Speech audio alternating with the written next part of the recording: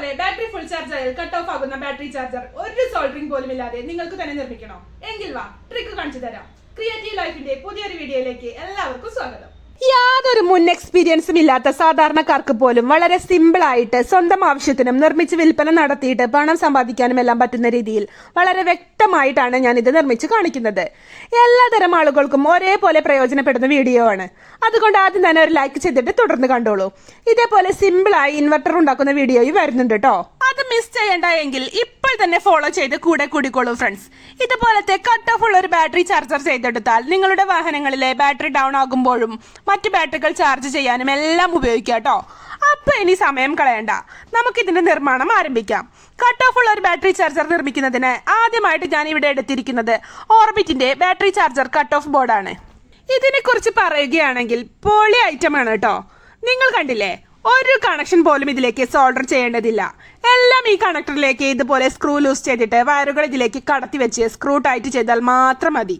പിന്നെ ഈ PCBയെ കുറിച്ച് പറയുകയാണെങ്കിൽ എല്ലാം ക്വാളിറ്റി കമ്പോണൻസ് മാത്രം ഉപയോഗിച്ച് നിർമ്മിച്ചതാണ്. അതുകൊണ്ട് തന്നെ ഈ ബോർഡ് ഉപയോഗിച്ച് നമ്മൾ നിർമ്മിക്കുന്ന ബാറ്ററി ചാർജറിന്റെ ക്വാളിറ്റിയിലും ഒരു പേടിയും വേണ്ട ഫ്രണ്ട്സ്. ഇനി നമുക്കിതിലേക്ക് വേണ്ടത് ഒരു 14-0-14 വോൾട്ട് സ്റ്റെപ്പ് ഡൗൺ ട്രാൻസ്ഫോമർ ആണ്. ഞാൻ ഇവിടെ എടുത്തിരിക്കുന്നത് 5 ആംപിയർ ട്രാൻസ്ഫോമർ ആണ്. ഇത് നിങ്ങളുടെ ആവശ്യാനുസരണം എത്ര ആംപിയറിലുള്ള ട്രാൻസ്ഫോമറും ഉപയോഗിക്കാം.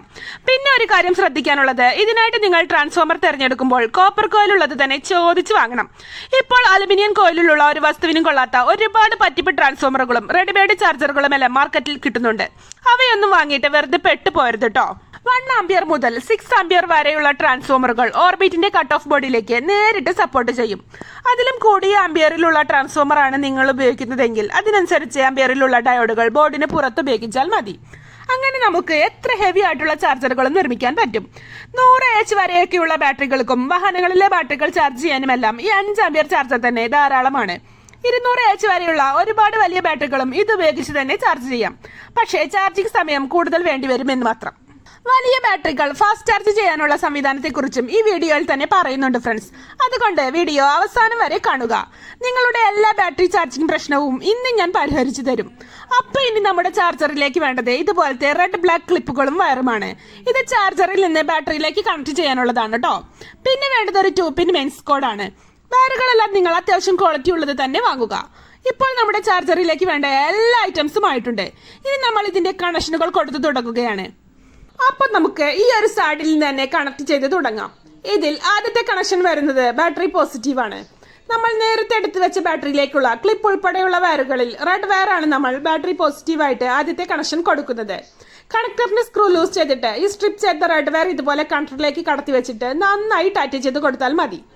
ഇപ്പോൾ നമ്മൾ പോസിറ്റീവ് വയർ കൊടുത്തു കഴിഞ്ഞു. ഇനി നെഗറ്റീവിന്റെ ബ്ലാക്ക് വയർ ആണ് ഉള്ളത്.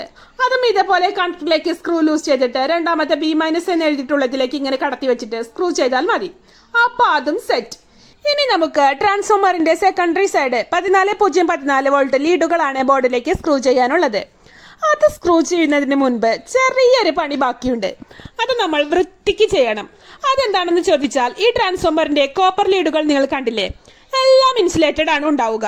അത് നന്നായി ചുരണ്ടി കളഞ്ഞ് കോപ്പർ ഭാഗം പുറത്തേക്ക് കണ്ടാൽ മാത്രമാണ് അതിൽ നിന്ന് കൃത്യമായി കണക്ഷൻ കിട്ടുക. സംഗതി വളരെ സിമ്പിൾ ആണ്. ഒരു നൈഫ് ഉപയോഗിച്ച് ഇതുപോലെ വൃത്തിക്ക് ചുരണ്ടി കൊടുത്ത് ഇങ്ങനെ ഇൻസുലേഷൻ കളഞ്ഞ് വെളുപ്പിച്ചെടുത്താൽ മതി.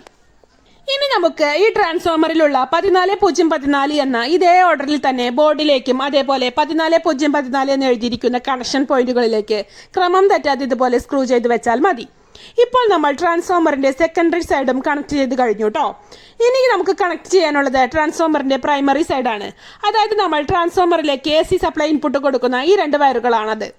ഇവ 2 ബട്ടൺ സ്ട്രിപ്പ് ചെയ്തിട്ട് ബോർഡിന്റെ ഈ 2 TR എന്ന് എഴുതിയിരിക്കുന്ന പോയിന്റുകളിലേക്ക് സ്ക്രൂ ചെയ്ത് വെച്ചാൽ മതി. അത് അങ്ങോട്ടും ഇങ്ങോട്ടും മാറിയാലൊന്നും ഒരു കുഴപ്പമില്ല കേട്ടോ. ഇനി നമുക്ക് അവസാനമായി ബോർഡിലേക്ക് കണക്ട് ചെയ്യാനുള്ളത് 2-pin മെയിൻസ് കോഡാണ്. ഈ 2 വയറുകളും സ്ട്രിപ്പ് ചെയ്തിട്ട് ബോർഡിലുള്ള AC എന്ന് എഴുതിയിരിക്കുന്ന ഈ 2 കണക്ഷൻ പോയിന്റുകളിലേക്ക് ഇതുപോലെ സ്ക്രൂ ചെയ്ത് വെച്ചാൽ മതി.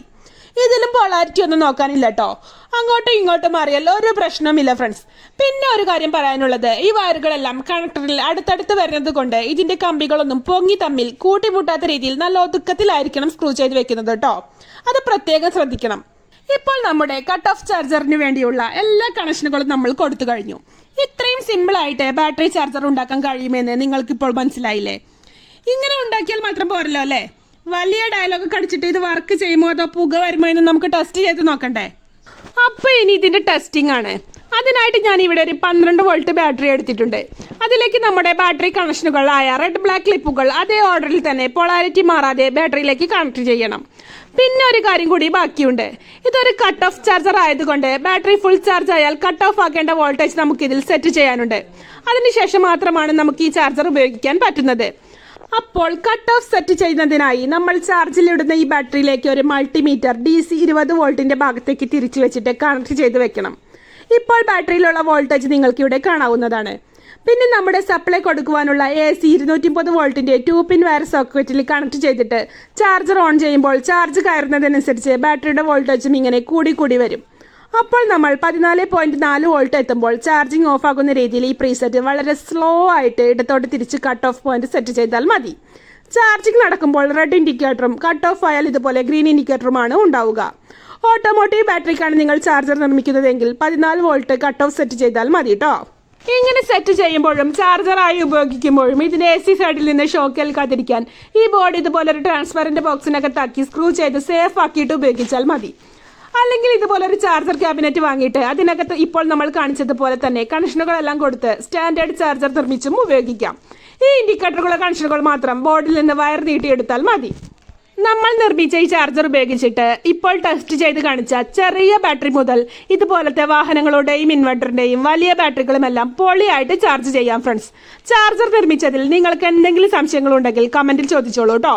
എല്ലാം ഞാൻ പറഞ്ഞു തരാം.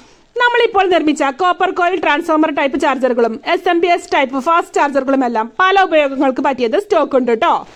ബാറ്ററിയിൽ നിലവിലുള്ള ചാർജിനനുസരിച്ച് ഓട്ടോമാറ്റിക് ആയിട്ട് ചാർജിങ് ആംപിയർ സെലക്ട് ആവുന്ന ഇതുപോലത്തെ ഇന്റലിജന്റ് ടൈപ്പ് ഹെവി SMPS ചാർജറുകളും 10 ആംപിയർ 20 ആംപിയർ കപ്പാസിറ്റികളിൽ കിട്ടും. നിങ്ങളുടെ ബാറ്ററിക്കും വാഹനത്തിനും ജനറേറ്ററിനും എല്ലാം അനുസരിച്ചുള്ള ചാർജർ ഏതാണെന്ന് അറിയാനും ഇതുമായി ബന്ധപ്പെട്ട് മുൻപ് ചെയ്ത വീഡിയോകൾ കാണാനും കട്ട് ഓഫ് ബോർഡുകളും ബാറ്ററി ചാർജറുകളും കൊറിയറായിട്ട് ലഭിക്കാനും ഈ QR കോഡ് വഴിയോ അല്ലെങ്കിൽ ഈ നമ്പറിലേക്കോ ചാർജർ എന്ന് വാട്സപ്പ് ചെയ്താൽ മതി. ഇന്ത്യയിൽ എവിടേക്കും കൊറിയർ കിട്ടും ഫ്രണ്ട്സ്. നിങ്ങളുടെ പണവും സമയവും ലാഭിച്ച് ജീവിതം ഈസിയാക്കുന്ന ക്രിയേറ്റീവ് ലൈഫ് ട്രിക്കുകൾ തുടർന്ന് ലഭിക്കാൻ ഒന്ന് ഫോളോ ചെയ്തേക്കണേ. താങ്ക്